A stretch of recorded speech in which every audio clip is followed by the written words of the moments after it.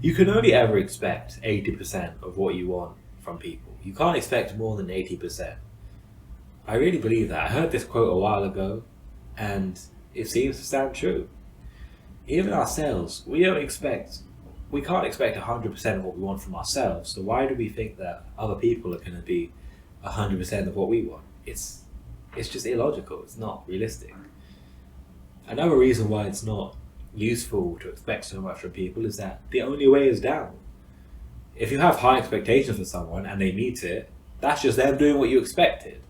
But if you have low expectations, then them doing something good it actually makes you feel good. Whereas if you have a big expectation from the get-go and someone misses it, well then now you're disappointed. Now you're like, wow, you didn't even do the bare minimum, the bare expectation, what you were supposed to do. There's no good outcome. There's no outcome that warrants making an expectation. So what is the use of expectations? I really want to know.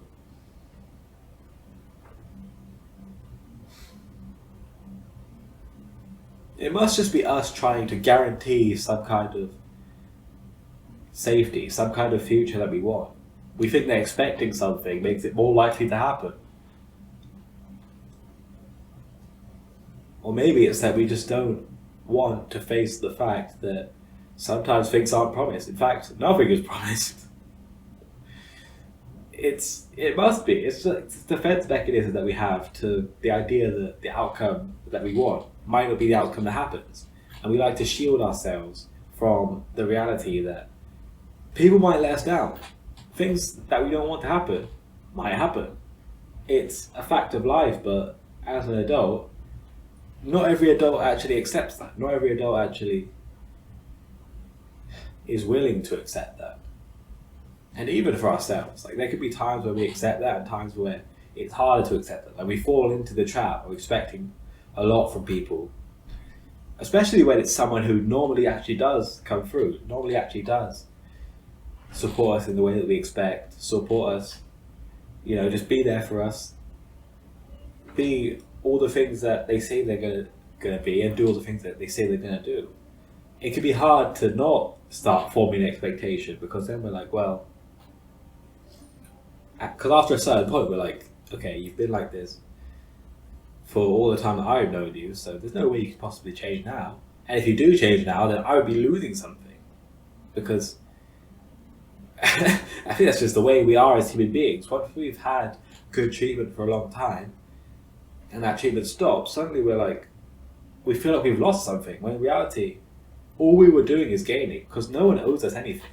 That's one of the biggest points I want to make, is that we're not entitled to anything. We're not entitled to anything from other people.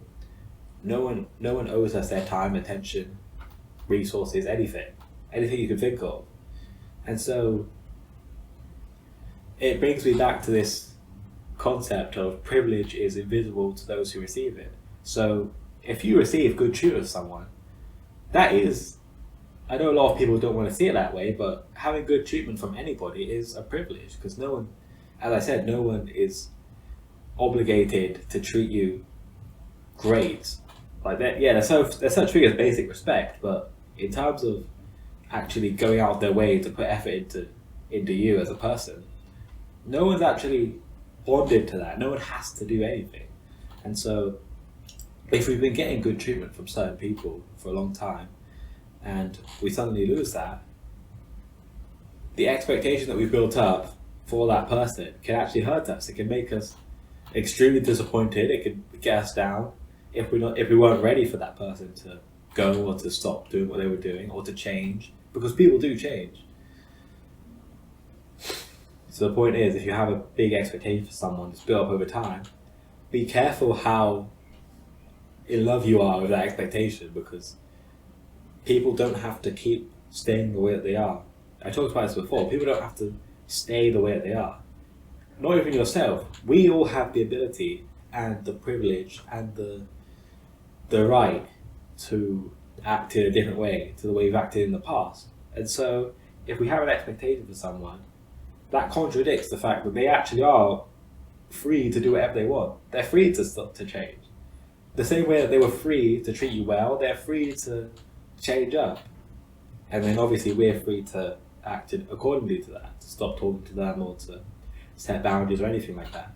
But it's an interesting sort of game that you have to play. We have to realise that people have the right to treat you well and the right to stop treating you well. And then you have to just be able to adapt on the fly, essentially.